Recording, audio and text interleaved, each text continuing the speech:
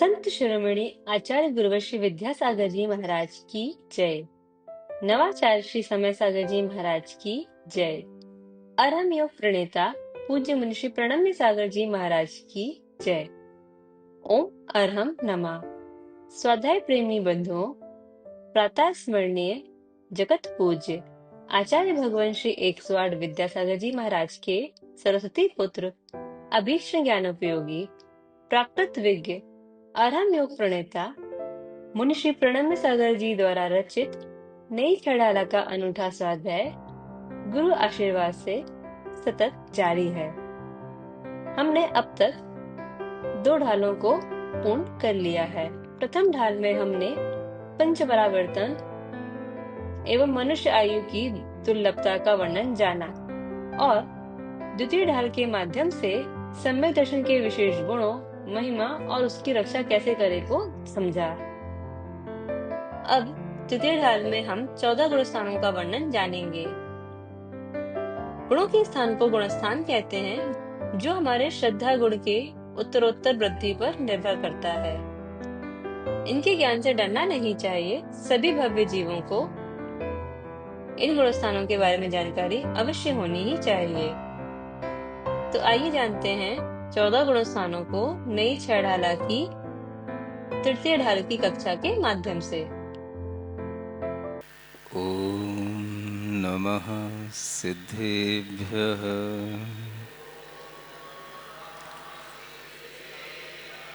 ओम नमः सिद्धेभ्यः।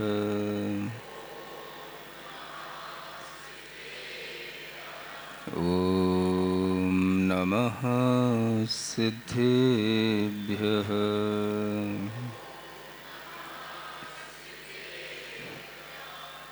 तीन लोक में 4 हैं, मंगल शरण व श्रेष्ठ, अरहत सिद्ध व साधुगण, धर्म जैन जग ज्येष्ठ। तीर्थंकर जिन देव की, जिन वाणी को ध्याय, सार्वधर्म संक्षेप से कहूँ चित्त हुलसाय।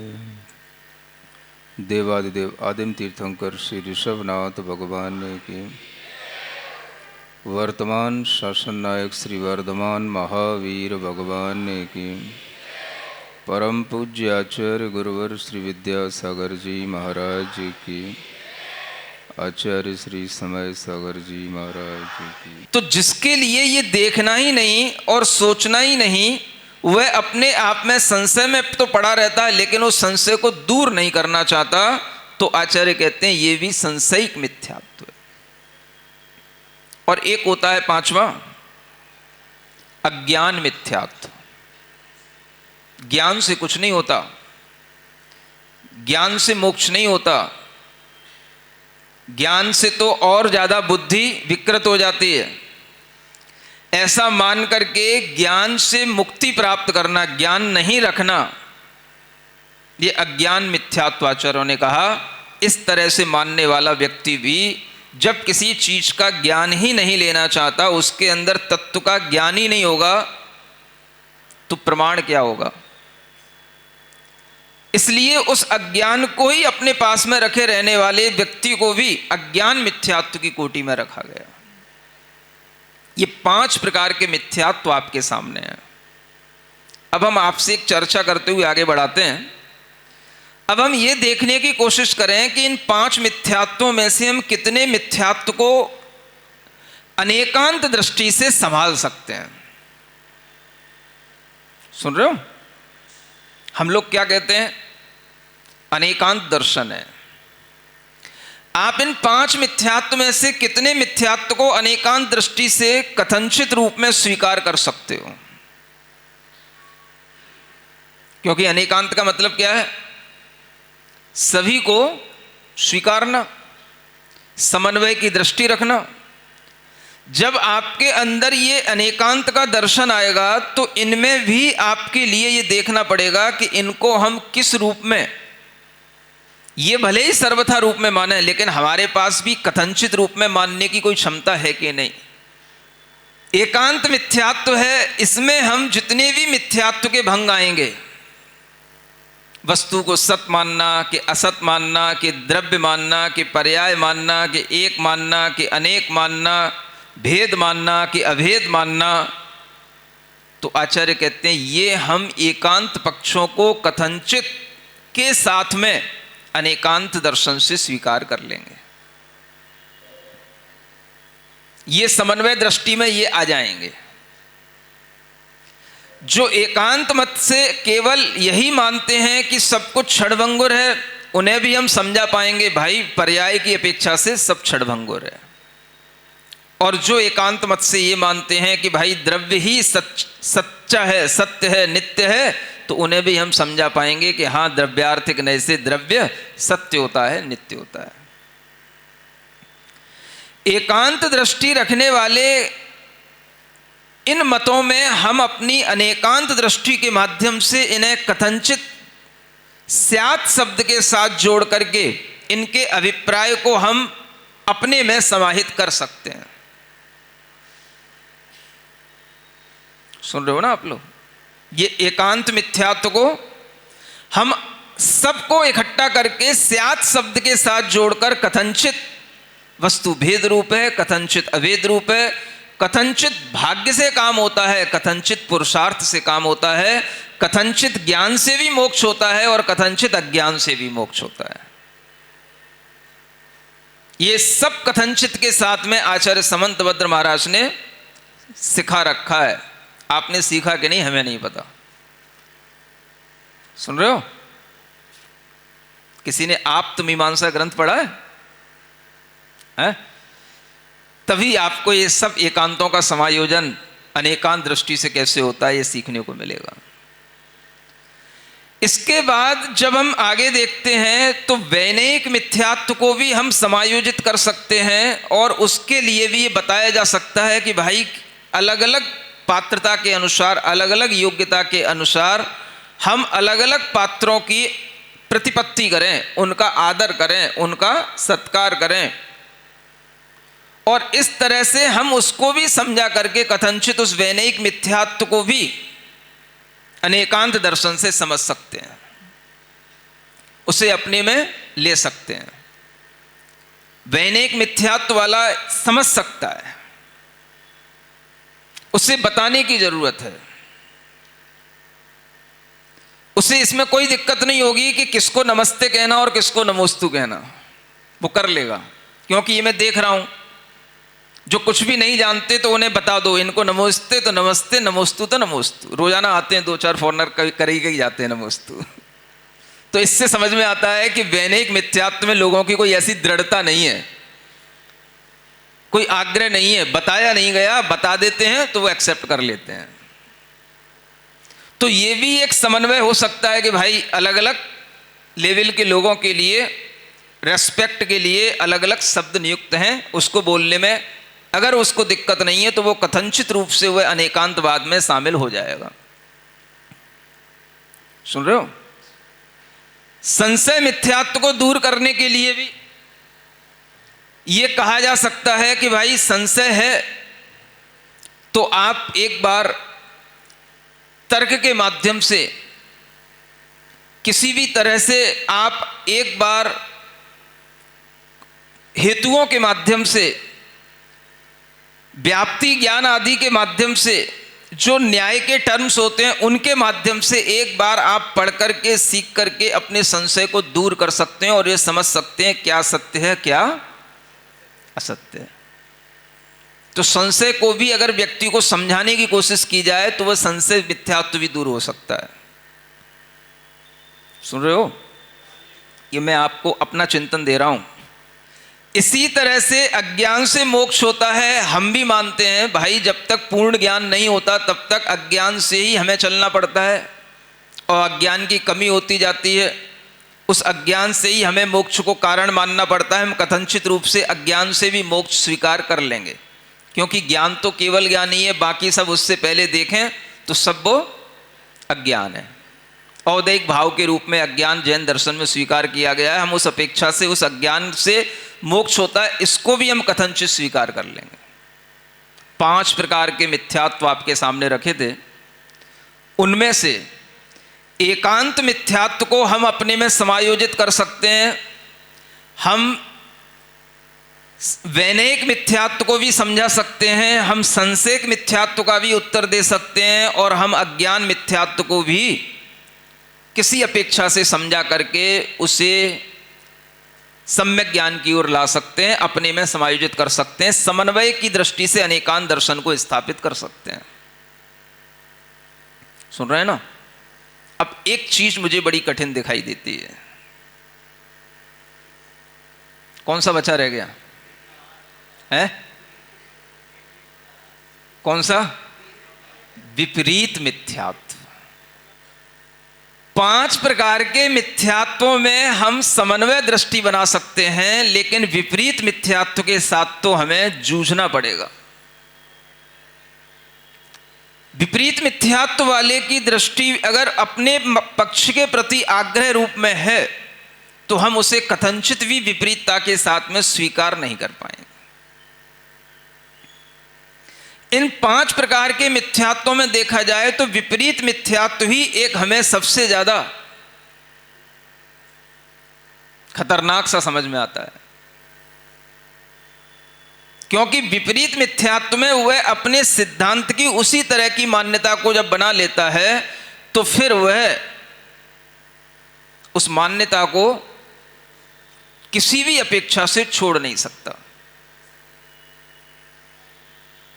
अब भाई स्त्री को मोक्ष होना है तो अब इसमें क्या अपेक्षा लगाएंगे?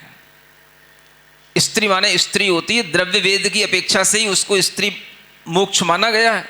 भाव वेद की अपेक्षा से तो सभी को मोक्ष होता है, चाहे स्त्री हो, चाहे पुरुष हो, चाहे नपुंसक हो, द्रव्य वेद की अपेक्षा से ही कहा गया है। तो अब इसमें किसी भी तरह की हम अपेक्षा लगा करके उसे नहीं समझा पाते। इन सब मिथ्यात्वों में अगर ज्यादा से ज्यादा कोई दृढ़ दिखाई देता है जिसको तोड़ना कठिन है तो वह विपरीत मिथ्यात्व है। सुन रहे हो?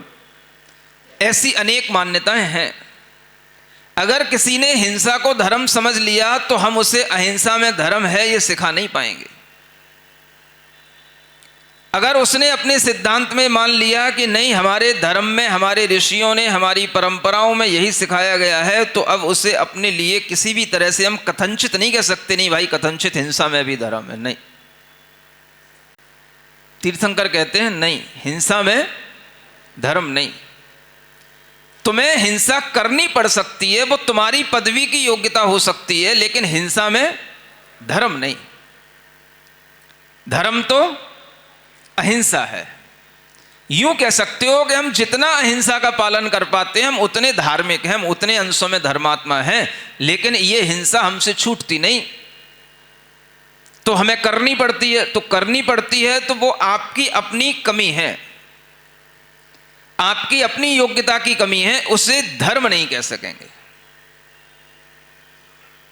समझ में आ रहा है ना आपको?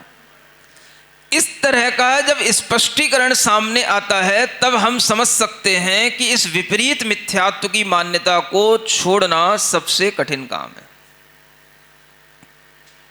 अनेकांत दर्शन में यह सिखाया जाता है हम सबके प्रति एक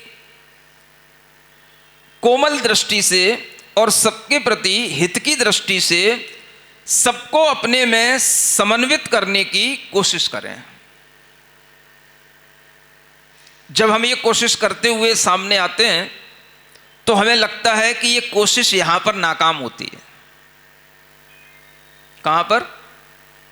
विपरीत मिथ्यात्व के सामने। तब आचार्यों को कहना पड़ता है कि हम ये सिद्ध करेंगे कि हिंसा में धर्म नहीं है, स्त्री को मोक्ष नहीं है, केवली का कबलाहार नहीं है, तब उन्हें सिद्ध करना होगा, तब उन्हें उसका खंडन करना होगा। और तब खंडन करते हुए भी भाई फिर आप इसका खंडन क्यों कर रहे हो, आप तो सबको लेकर के चलो, अनेकांत दर्शन वाले हो। सुन रहे हो? तो आचार्य कहते हैं हम खंडन तो कर रहे हैं, सत्य को सामने तो ला रहे हैं, लेकिन अनेकांत दर्शन को जानने वाला किसी भी अभिप्राय का खंडन द्वेष से नहीं करता। किससे नहीं करता? द्वेष से नहीं करता। वो खंडन भी करेगा तो वह भी हित की आकांक्षा से करेगा, वह भी पर करुणा के साथ करेगा, उसका अज्ञान दूर हो, उसकी विपरीतता दूर हो, इसलिए करेगा, द्वेष से नहीं करेगा। तो जब हमारे सामने ऐसे लोग उपस्थित हो जाते हैं तब हमें इस भाव में आना पड़ता है कि हम उनके लिए ये तो समझाएं कि ये गलत है, लेकिन अगर वो समझ नहीं रहे हैं तो भी हम उनसे द्वेष ना करें। इसका नाम है अनेकांत दर्शन। तो अनेकांत दर्शन कभी किसी को हेट की दृष्टि से नहीं देखता, न हिट करता है न हेट करता है। नहीं समझ में आया? अनेकांत दर्शन न किसी को हिट करता है, हिट माने हाँ किसी के लिए चोट नहीं पहुंचाता, और न ही किसी से हेट करता है। इसलिए अनेकांत दर्शन सर्वश्रेष्ठ समझ में आता है जो बुद्धिमान होते हैं उनको।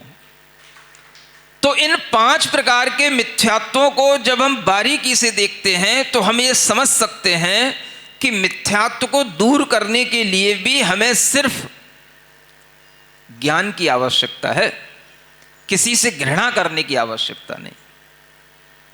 हम जब किसी से द्वेष नहीं रखते तो हम किसी से राग भी नहीं रखते। अनेकांत दर्शन को जानने वाला जो व्यक्ति होगा, जो बुद्धिमान होगा, जिसने तर्क और हेतुओं के आधार पर, युक्तियों के आधार पर जिसने वस्तु स्वरूप का ज्ञान कर लिया है, उसे अपने तत्व की निरूपणा करने वाले अपने ही, चाहे वो तीर्थंकर हो चाहे अरियंत हो, उनसे भी वह राग नहीं करेगा। नहीं समझ में आया? राग का मतलब ऐसा राग नहीं करेगा कि वह उस राग में अपने अंदर ये भाव ले आए कि बस हमें तुमसे तो राग है, बाकी सबसे द्वेष है। उसका नाम है राग। नहीं समझ आया? अगर राग हो जाता है तो द्वेष भी हो जाता है। इसलिए उसे किसी व्यक्ति विशेष से राग नहीं होता। उसे अगर राग उत्पन्न होता है तो वह राग एक अनुराग के रूप में सामने आता है, एक स्नेह भाव के रूप में सामने आता है, एक वात्सल्य भाव के रूप में सामने आता है, और हमारे ऊपर इन्होंने करुणा की है इस उपकार को ग्रहण करने के रूप में सामने आता है। तो वह उनके लिए भक्ति के भाव में आ जाता है। इसको क्या कहा गया? भक्ति का भाव। वह ऐसा राग नहीं कि हमको तुमसे राग है इसलिए सबसे द्वेष है।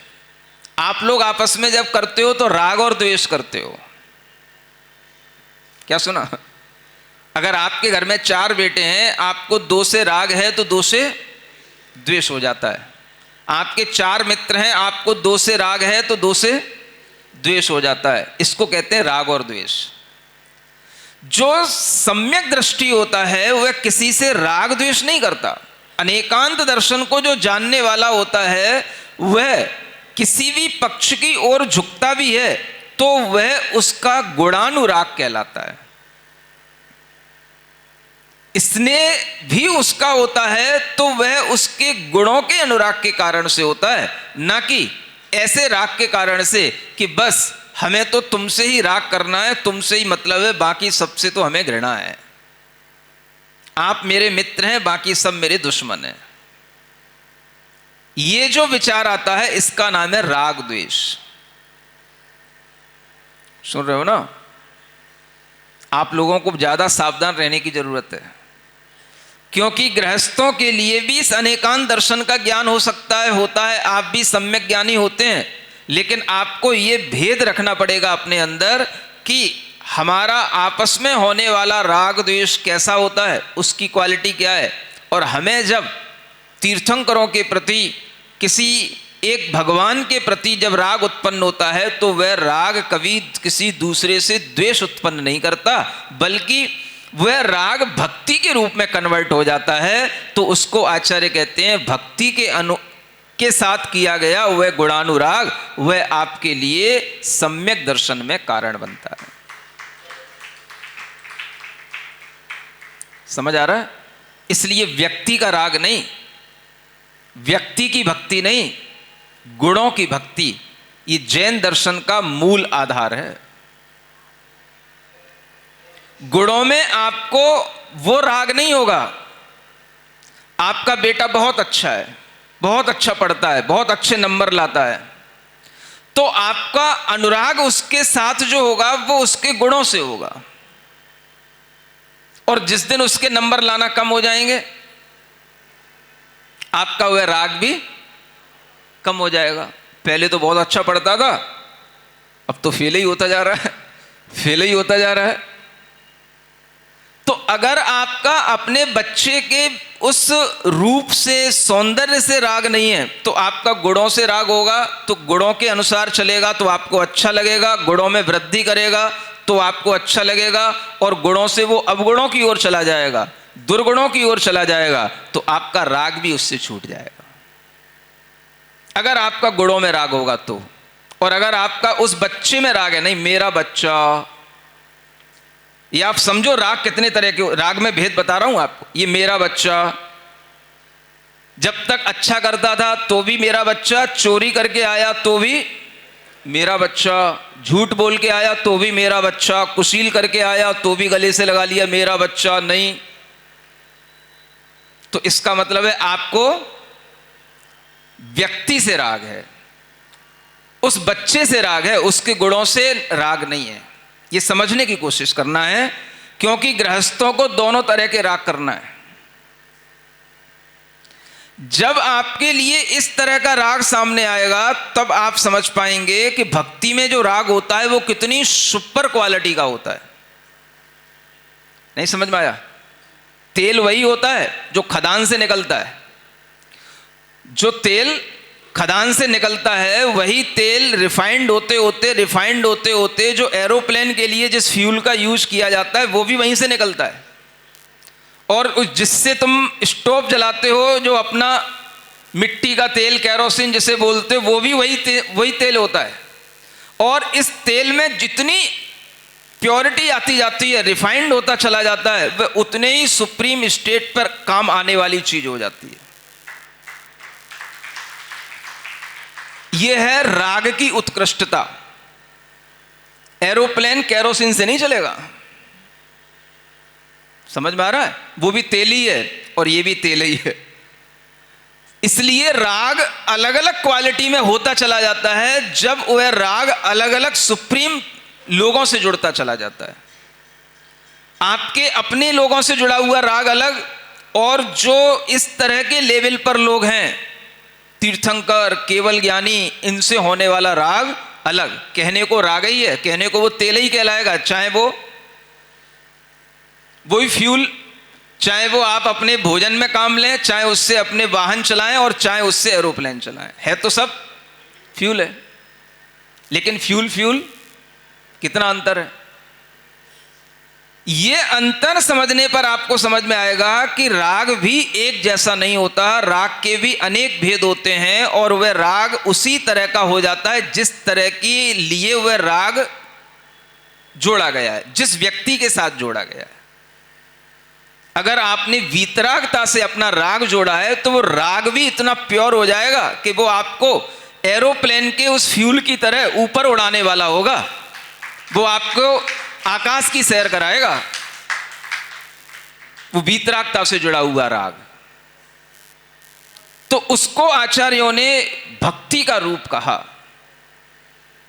यह भक्ति जब हमारे अंदर आ जाती है तब हम समझ पाते हैं ये राग और जो हम करते रहते हैं राग द्वेष, उसमें कितना बड़ा अंतर होता है। तो जो राग आप करते हो उसके साथ द्वेष अवश्य पलता है। आपके घर में 4 सदस्य हैं या आपकी किसी भी कंपनी में 10 लोग हैं, आपके ऑफिस में 20 लोग हैं, आप अगर किसी एक के पास ज्यादा बैठते हो, घनिष्ठता रखते हो, तो दूसरे लोग समझने लग जाते हैं इनका मुझसे स्नेह नहीं है। धीरे धीरे वो आपके लिए भी हेट का कारण बन जाते हैं। सुन रहे हो? तो जिस राग के साथ द्वेष जुड़ा होता है, आचार्य कहते हैं अनेकांत दर्शन में आपको ऐसा कोई द्वेष भाव नहीं जोड़ना और ऐसा कोई राग नहीं जोड़ना। ना तो मुझे अपने तीर्थंकरों से ऐसा राग है और ना ही जो तीर्थंकरों के विपरीत चलने वाले हैं उनसे मुझे कोई द्वेष है। तब जाकर के हम वह अनेकांत के माध्यम से अगर हम उस विपरीत मान्यता का भी खंडन कर देते हैं तो भी वह द्वेष से कर रहे हैं ये नहीं कहा जाएगा, वह सम्यक ज्ञान से कर रहे हैं, क्योंकि सम्यक ज्ञान में राग नहीं होता, द्वेष नहीं होता। सुन रहे हो ना? एक बहुत बड़ी गुत्थी आपको सुलझा रहा हूं। अनेक लोगों के दिमाग में प्रश्न घूमते हैं, जब आचार्यों को क्या पड़ी है, जब इतना वीतरागी होते हैं, समता आहरण करते हैं, तो फिर खंडन मंडन में क्यों लग जाते हैं? समझ में आ रहा है? ये समझना है। तो इसलिए आप्तमीमांसा को पढ़ने के बाद, आचार्य समंतभद्र महाराज के व्यक्तित्व को समझने के बाद में ये निष्कर्ष निकाल सकते हैं हम कि समता के साथ भी खंडन होता है, क्योंकि उसमें द्वेष नहीं है। हम सिद्धांत की प्रूपणा हेतुओं के आधार पर, युक्तियों के आधार पर जब करते हैं तो आचार्य कहते हैं यह भगवान तीर्थंकरों का जो शासन है यह युक्त्यनुशासन है। क्या है? हाँ, एक ग्रंथ लिखा आचार्य समंतभद्र महाराज ने, युक्त्यनुशासन, युक्ति का अनुशासन है, युक्ति से चलने वाला। और वो युक्ति किसे कहते हैं? जुगाड़ नहीं। युक्ति का मतलब, युक्ति माने जो हेतु और तर्कों के माध्यम से सिद्ध हो उसको युक्ति कहते हैं, और उस युक्ति के अनुसार जो वस्तु तत्व की निरूपणा की जाती है उसका नाम युक्ति अनुशासन कहलाता है। तो आचार्यों के द्वारा इस तरह से इन सब मिथ्यात्वों को भी दूर करने के लिए उन्होंने प्रयास किए, सम्यक ज्ञान के माध्यम से इन्हें इन एकांतों का भी अभाव किया, लेकिन किसी के प्रति द्वेष बुद्धि से नहीं, क्योंकि उन्हें अपने तीर्थंकरों के प्रति भी राग नहीं है। कौन सा वाला राग? जो तुम्हें अपने बच्चों से होता है वो वाला राग, जो द्वेष के साथ होता है वो वाला राग, वो राग नहीं है। उनका राग कौन सा है? जो सुपर क्वालिटी के लोगों के साथ किया जाने वाला वह प्रशस्त राग कहलाता है। जो प्रशस्त राग केवल पंच परमेष्ठियों से किया जाता है, क्योंकि वह उनके गुणों के साथ अनुराग है, उनके शरीर के साथ नहीं, व्यक्ति के साथ नहीं। इसलिए गुणानुराग के साथ में जो विशुद्धि युक्त परिणाम है उसका नाम भक्ति कहा गया। यह विचार जब आपके अंदर आएगा तब आपको लगेगा कि अनेकांत दर्शन के माध्यम से हम समन्वय करते हुए भी, अनेक लोगों के लिए हम उनको स्वीकार करते हुए भी किसी के प्रति द्वेष भाव नहीं रखते। ये हमें समझना बहुत जरूरी है। नहीं तो कई बच्चे प्रश्न करते हैं, एक तरफ आप कहते हो राग द्वेष मत करो और एक तरफ आप कहते हो ये गलत है ये सही है। ये खंडन मंडन क्यों करना पड़ता है? समझ में आ रहा है?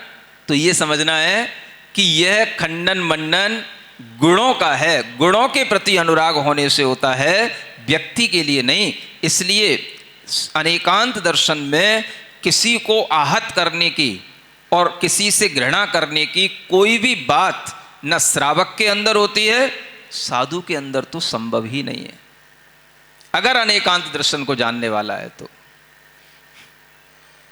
सम्यक ज्ञानी श्रावक भी होगा तो भी वह न किसी से हिट करेगा न किसी से हेट करेगा। अब आप सोचो, जब श्रावक नहीं कर सकता, सम्यक ज्ञान की यह दशा है, तो साधु कैसे कर सकता है? और ये हिट और हेट जब तक आपके अंदर पलेगा, तब तक आपकी बुद्धि, आपका कालुष्य आपके अंतरंग से, उस बुद्धि में जो कालुष्य है वो दूर नहीं हो सकेगा। तो जितने भी ये हिट और हेट के काम चल रहे हैं, ये सब बुद्धि की कलुषता है, प्योरिटी नहीं है ये बुद्धि की, ये सब बुद्धि की कलुषता है। और इसी में जिन श्रावकों को आनंद आता है, वो उनकी भी बुद्धि की कलुषता है, क्योंकि मेले में ही मेला मिलता है।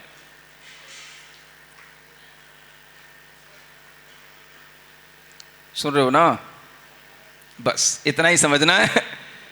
अनेकांत दर्शन की महिमा, सम्यक ज्ञान की महिमा कभी किसी भी व्यक्ति से न तो उसके प्रति इस तरह का राग रखती है कि वह उस राग के साथ दूसरे से द्वेष करने लग जाए।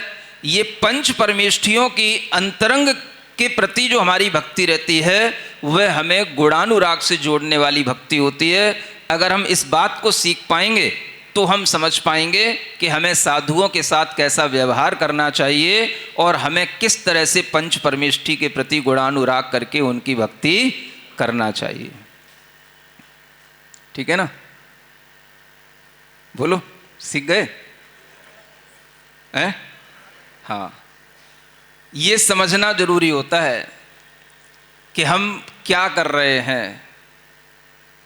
नहीं तो फिर वही होगा, बच्चा चाहे चोरी करके आए, चाहे कुशील करके आए, चाहे डकैती डाल के आए, हमारा बच्चा है। ये नहीं चलता यहां। सुन रहे हो ना? हाँ। तो आप सब लोग गुणानुराग सीखें, भक्ति करना सीखें। विशुद्धि से युक्त जो अनुराग होता है, यही प्योर ऑयल है। विशुद्धि युक्त अनुराग, समझ आ रहा है ना? इस ऑयल का यूज केवल और केवल एरोप्लेन के फ्यूल के लिए होता है। बाकी सब अपनी गाड़ियां चलाते रहो, धुआं निकालते रहो, कुछ नहीं होने जाने का, घूमते रहो चांदनी चौक में। अगर ऊपर उड़ना है तो अपना अनुराग विशुद्धि के साथ बढ़ाइए। इससे भक्ति जो बढ़ेगी वो आपके सम्यक दर्शन में हेतु बनेगी। बाकी सब धुआं निकालने का काम है। बोलिए महावीर भगवान की। ओम अरहम ओम अरहम ओम अरहम बोल। ओम अरहम ओम अरहम बोल। सभी कार्य की सिद्धि से तो पहले इसको बोल। सभी कार्य की सिद्धि से तू पहले इसको बोल। ओम अरहम नमः ओम अरहम नमः ओम अरहम नमः ओम अरहम नमः। हाँ, कल के लिए सबको ज्ञाति है। सुबह 5:30 बजे से पहले योगा एक्सरसाइज वगैरह होगी। उसके बाद में लगभग 6:15 बजे से ध्यान आदि होगा। और फिर उसके बाद में आपके लिए अभिषेक पूजन के उपरांत आपको प्रवचन आदि के माध्यम से धर्म लाभ मिलेगा। और फिर दोपहर की जो चर्या होगी वो भी आपको समय पर बता दी जाएगी। तो आप लोग सभी तरह से अपने आप का मन बना करके रखें और जिसको जितना समय है उतने समय में भी लाभ लेकर के आप अपनी अपनी गतिविधियां कर सकते हैं, है ना।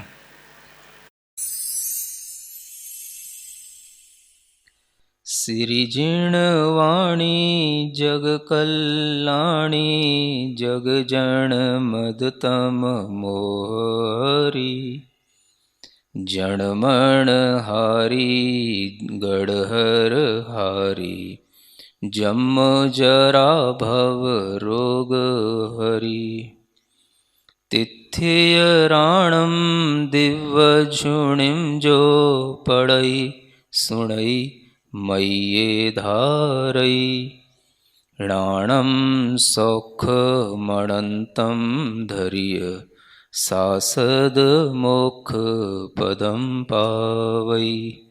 सासद मोक्ष पदम पावई।